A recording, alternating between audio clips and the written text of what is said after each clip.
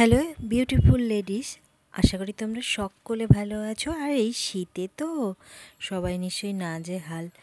আর আমি আজকে ভাবলাম একটা নো মেকআপ লুক নিয়ে চলেছি। আর প্রথমেই বলে দিই, আমি কিন্তু কোনো মেকআপ আর্টিস্ট না, তবে সাজগোজ করতে ভীষণ ভালোবাসি। সেক্ষেত্রে আমি চাই আমার ইউটিউবের বন্ধুরাও সেইভাবে সাজগোজ করুক। তো আমি টোনার হিসাবে প্রথমে গোলাপ জলটা ব্যবহার করে নিচ্ছি। তোমরা যে যেমন যেরকম টোনার ইউজ করো সেটাই ব্যবহার করবে। কখনোই ব্যবহার করো না, তুলো দিয়ে ব্যবহার করলে অর্ধেক টোনার ওখানে চলে যায়, আর যার ফলে টোনারটা তাড়াতাড়ি শেষ হয়ে যায়। এটা একটা টিপস দিলাম তোমাদের, আমিও একটা জায়গায় দেখেছিলাম। তো চলো, টোনারটা ভালো করে আমার মুখে পুরোপুরি বসে গেছে। এরপরে আমি আস্তে আস্তে আমি যে ময়শ্চারাইজার ব্যবহার করি সেটাই ব্যবহার করছি। তোমরা তোমাদের নিজস্ব পছন্দ মতন ময়শ্চারাইজার অবশ্য করেই ব্যবহার করবে। আর যেহেতু এটা কোনো মেকআপ থাকবেই না, মানে কোনো নো মেকআপ লুক, মানে কোনো মেকআপের কোনো গল্পই থাকবে না, তো সেক্ষেত্রে আমি শুধু এইভাবেই করছি। তোমরা এভাবে করো, দেখো একদম হাতে নাতে রেজাল্টটা পাবে। আর সত্যি খুব সুন্দর, মানে মনে করো যারা এই ঠান্ডায় সম্ভব না, আর আমার মনে হয় না এই ঠান্ডায় যত দামি মেকআপই হোক না কেন, হ্যাঁ যারা করতে ভালোবাসে করতেই পারে, অসুবিধা নেই।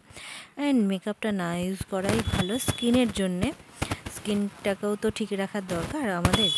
তো যাই হোক, ভালো করে আমরা ময়শ্চারাইজ করে নিলাম। তো যাই হোক, হ্যাঁ আমি মানছি মেকআপ আর্টিস্ট না, তবে টুকটাক জানি। আর সত্যি কথা বলতে নিজে যেটা ব্যবহার করি সেটা অন্যের কোনো ক্ষতি না হয় সেই হিসাবে জেনেই ব্যবহার করি। আর দেখো, তারপরে দেখো কাজল লাগিয়ে নিলাম চোখে।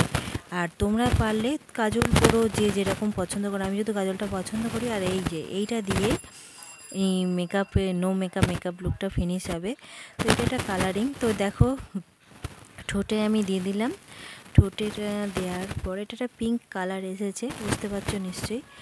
আর হালকা নাকে আর এই যে গালের এই সাইডগুলোতে ব্লেন্ডার সাহায্যেও তোমরা ব্লেন্ড করতে পারো। যদি মনে করো না ব্লেন্ডার দিয়ে ব্লেন্ড করব না, তাহলে অবশ্য করেই হাতে করে ব্লেন্ড করা যায়।